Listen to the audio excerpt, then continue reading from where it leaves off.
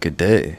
Um, Happy to have you on the podcast. Would you like to go ahead and introduce yourself to the audience? Hello, everyone. My name is Megan. Um, what do I say? I don't know. I never know how to introduce myself. Do you want to say that here? I never know how to introduce myself. It's okay. We can learn today. Good. So to start off the podcast, I'm gonna ask you the same question I ask everybody, and that's to know more or less what are you studying, and how did you go about picking it? Okay. So I am doing my honors in bioinformatics, and pretty much did that as a module during my undergrad, and it was like really interesting. And I said, why not learn more about that? So yeah, that's how I got into it. Okay. Before you got here to ECT doing your honors in bioinformatics, where were you previously studying, and what were you studying? So I was studying at a private university called EDVOS. Well, it was first called Pearson Institute of Higher Education at Midrand, and I was doing a Bachelor of Science in Biomedicine. What is it like doing biomedicine by Edivos, if that's correct? It is crazy, especially doing biomedicine at a private institution. We had a lot of modules that up till now I don't know why we did them, because why was I doing economics and commerce and marketing? Why? But yeah, in general, it was nice. It was a lot of work, but I learned a lot of things, a lot of valuable things. And yeah, it was cool. Are there any like specific, what do you call it, like courses you want to speak about with unique experiences they enjoyed? Maybe clinical trials. So I think it was my third year of undergrad, and we had a module called clinical trials. I think it wasn't clinical trial. I actually forgot the name of the module, but we learned a lot about how when drugs are being put before putting the drug on the market, how it goes, how they go about testing it on people and all that. And yeah, it was a crazy thing to learn. But it was cool, it was interesting. That was actually the epitome of my third year. No, that's definitely an interesting topic. With the clinical trials, what stuck out to you that made it like an interesting process to study? I think it's the fact that I never really knew that before putting a drug on the market, they had to test it on people. I just thought they will make a test in the lab, it will work, and that would be that. I didn't know they actually had to test it like a phase one and see how it works, phase two, see how it works, and phase three, and all that. And then I didn't know about all that. I was just like, oh, this is a drug. They tested it in the lab, and now it's on the market. But it goes, it's like a 10 years process minimum before putting a drug on the market. And yeah, that's actually a cool thing to learn, and you don't learn it like that. Okay. I want to ask, was that module related to the bioinformatics work that you did that made you interested in doing bioinformatics here? It wasn't directly related, but it wasn't directly related, to be honest. But coming here and learning about pharmacogenomics, I could see how related both of them were now. Yeah. But like before coming here, I didn't know that both of them could be related. Okay, so what was the bioinformatics work that you did in undergrad? What is that topic about actually? Mm, it was a general view of, like, it was a general module because I remember we were first doing molecular biology. That was like my second year. We were first doing molecular biology, and then we were just blasting proteins. And in my third year, we were doing biotechnology. There was when it got interesting because we had this work to do. It was a group work, if I can remember. And we had to take a protein, whatever, that we could use, that we were going to use to create something to treat a disease. And my group chose, we had to do, it was for diabetes, so we were using insulin. And I had to create a whole vector. What was that? I had no idea. I had sleepless nights to understand what a vector is and how to create that. But I did. And that's when I felt interest for bioinformatics. Okay, that was interesting. Okay, so obviously you're an international student. I want to know, what's that adjustment been like for you? Studying, I'm guessing you did high school back home, then you came here. How did you find that adjustment? Because you're the first international student I'm actually having on the podcast. I'm still adjusting. I'm not gonna lie, I'm still adjusting. We appreciate the honesty. It's been 4 years as an international student, and I'm still adjusting because it's really different. I really can tell that I know how to navigate across student life in South Africa, the way I navigated across student life back home. It's really different. It's two different worlds, two different ideologies, two different lifestyle on campus. Everything is really different. So yeah, sometimes I see things or do things and I feel like I'm doing, like I do them as if I'm doing them back home. Then I realize that, oh no, I'm actually here. That's not how you do it here. So now I have to. So yeah, it's a roller coaster. Okay. Do you want to talk a bit about home and what it's like? And obviously where is home for people? Yeah, but what do you want to know exactly? Because there's a lot to know about home. So Okay. Let's keep it in the context of education first, since that's the podcast about. So back home, first of all, is Cameroon. It's in Central Africa, for those that do not know. And in terms of differences, education-wise, firstly, Cameroon is a bilingual country. We speak both French and English. And I went to a bilingual high school because they're like purely Anglophone high schools and purely Francophone high schools. I went to, yeah, yeah, like some high schools are just like Anglophones, English. And some high schools are just like French. But then there are these high schools that are both English and French to accustom everybody. So I went to that type of high school. And I remember in high school we were like a lot in class.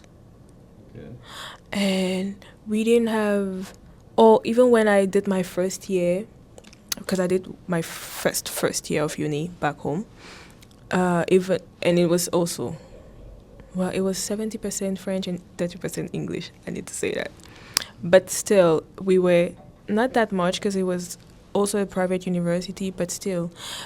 You see how we talk to our lecturers here really casually?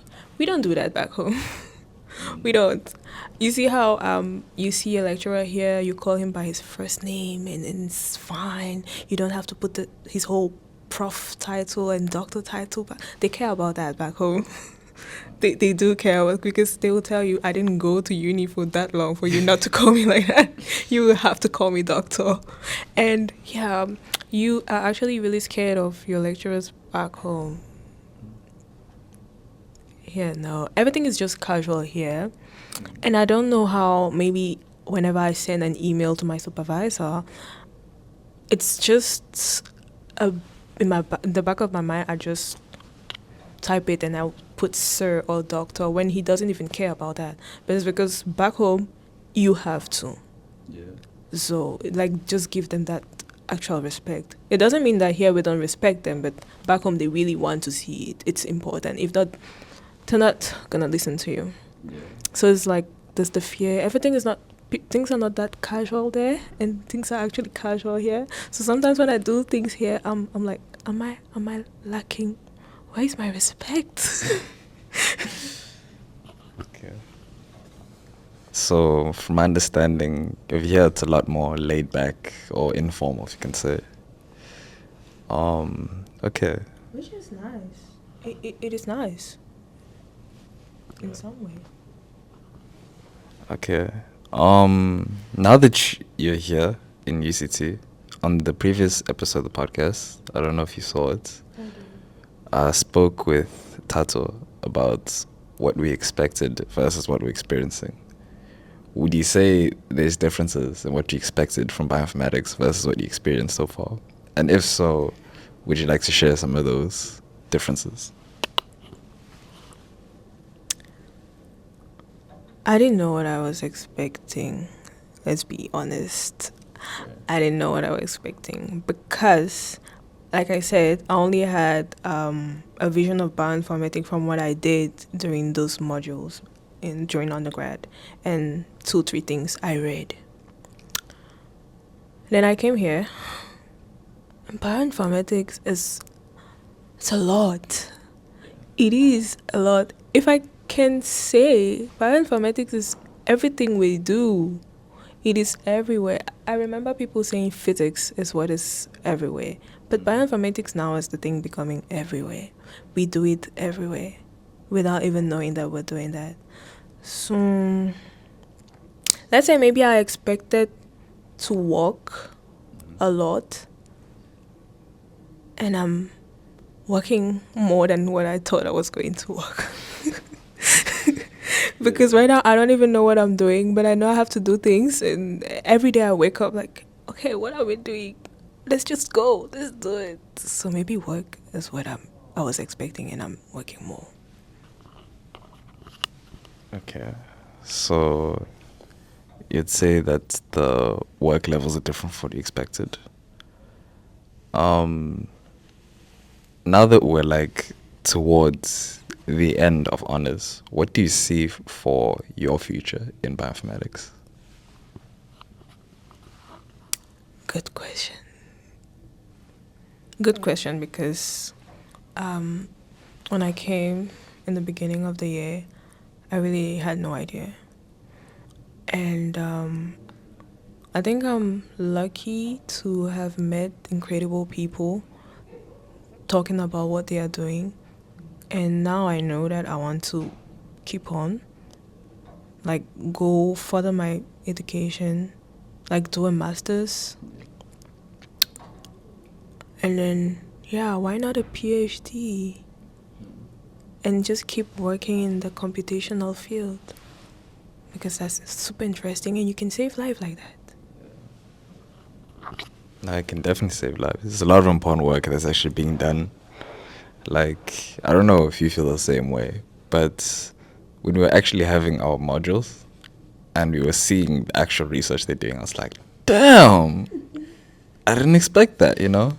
Like, I remember when they were presenting our, like, the projects we had to choose, and I was going through it, and I said, wow, people actually do this, and we get to do this. We get to actually do things that people can use. Yeah. That's cool. Yeah. It's definitely a very big change from like undergrad where you just get told like study this and then answer these questions and then do this and do that. Whereas now, I think I also mentioned on the previous episode, like they actually want to know your opinion. Like they want to know your ideas and stuff like that. We care. Like, we matter. What we say matters, because I didn't know that I could give I could have an input on something and people will actually listen and apply it, and it will help outside. But here it does. And I feel important. Yeah. I feel like you're part of the team. Exactly. I feel like, wow, I'm out there. You're cooking. Speaking of work that we're contributing towards, would you like to talk a bit about your project? Do you want to tell us about that? So, my project, I'm working on using deep learning algorithms to predict cervical cancer subtypes from histology images. Yeah, that's what I'm doing. Okay, could you break that down? Because not everyone knows deep learning and not everyone knows hematology. I love how you think I know. But I'm going to keep it real simple. Deep learning algorithm is just like, it's AI. Everybody knows AI, right? So it's just using AI and giving pictures I'm giving cervical cancer subtypes, like slides that we've obtained from the lab, from microscopes, after staining, like, there'll be colors, and then we take pictures of those, and then I train the AI with images, and then I train the AI to be able to tell me if from those images if there's cancer or not, because when you go to the hospital and then they take your samples and they go, and then after that they come back and tell you if you have cancer or not. Sometimes it is a false positive, like the test it wasn't done properly. Sometimes it was done properly, but then the result are like they are negative, but they're supposed to be positive, and sometimes they are positive, but when they're supposed to be negative. And it's okay, it happens, human error. But the human error actually leads to Real problem. exactly. So we train the AI. Well, my project is to train the AI to be able to help histopathologists to give appropriate answer, like more appropriate answers. Okay, that's a very interesting project they got there. What inspired you to pick that project from the different options you had?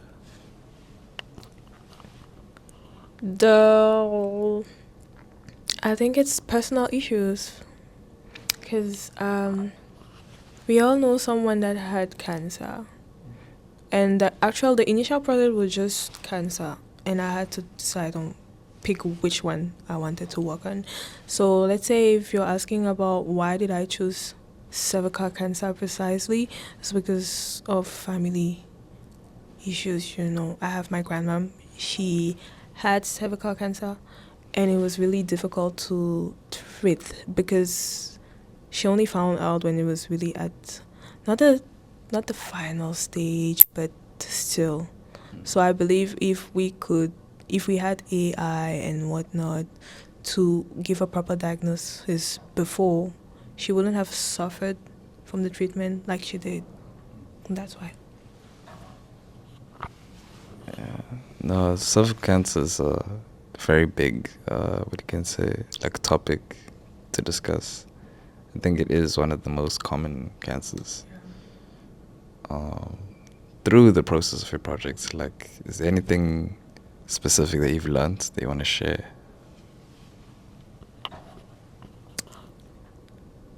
I once asked one of our classmates, Yuko, how difficult can deep learning be? Turns out it can be difficult. Because every day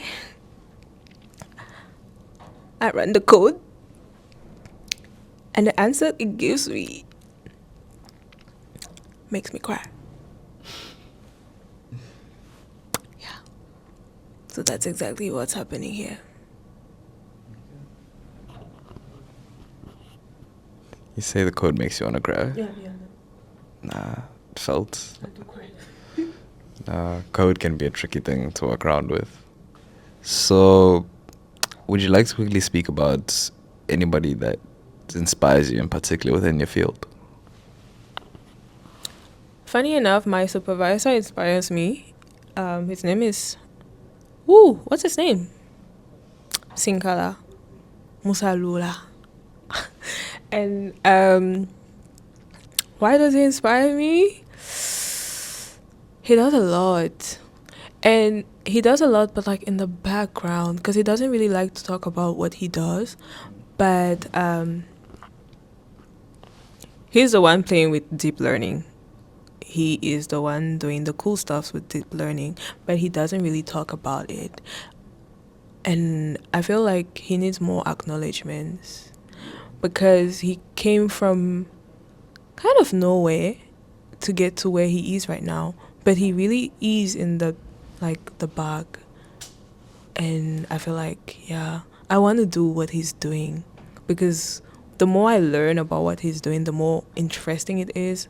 And I really want to be like, one day when they talk to me and ask me, why did you get into this? I'll talk about him. Sounds like a very inspiring man. He's cool. Shout out Sankala.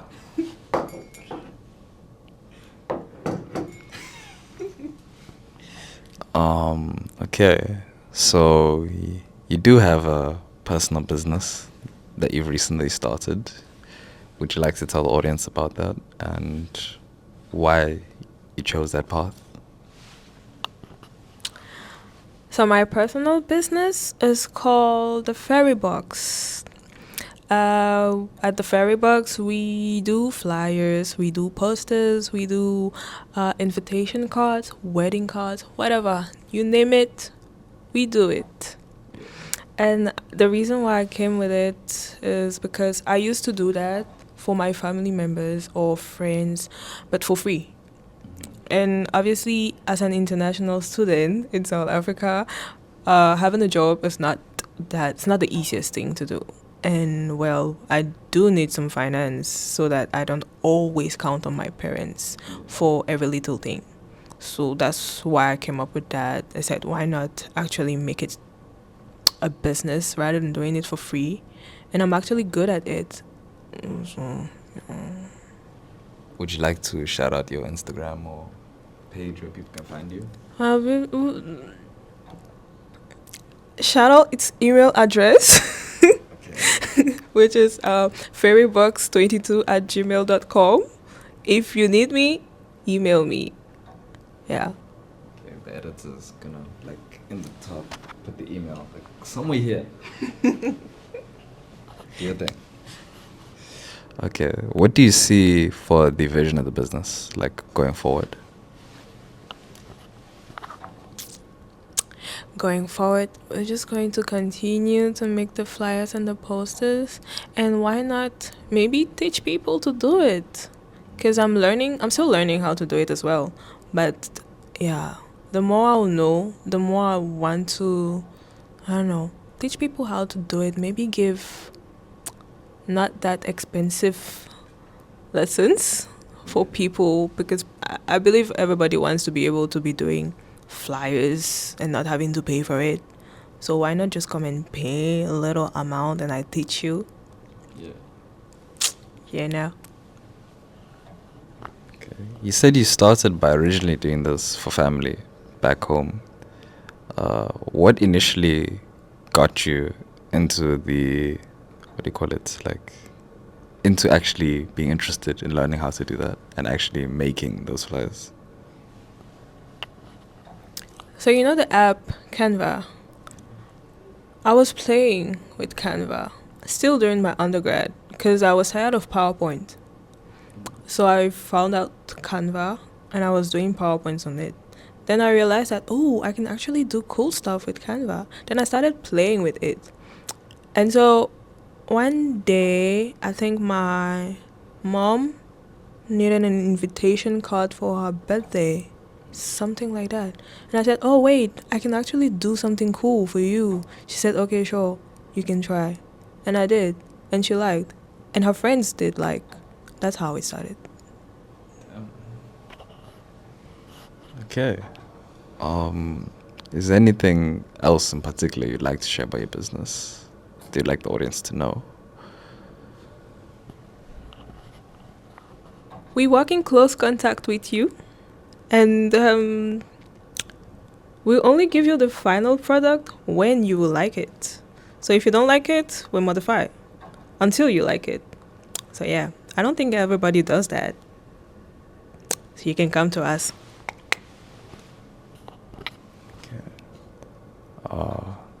I feel like we've spoken about quite a bit today.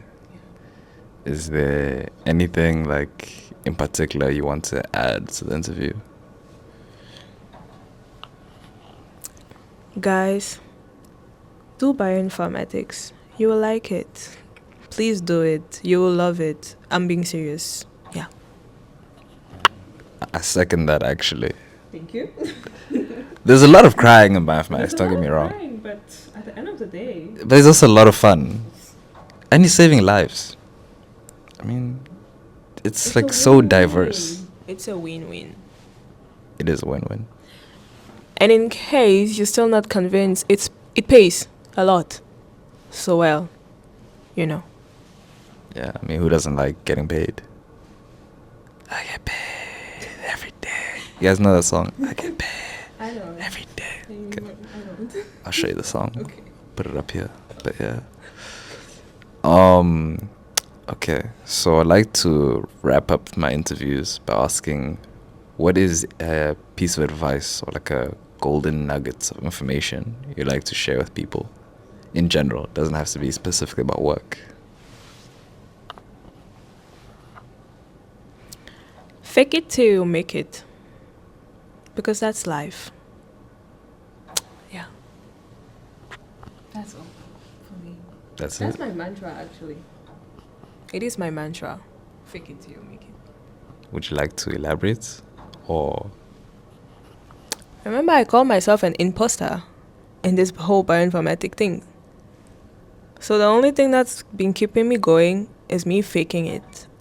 Faking my intelligence. Acting like I know what I'm doing until I actually know what I'm doing.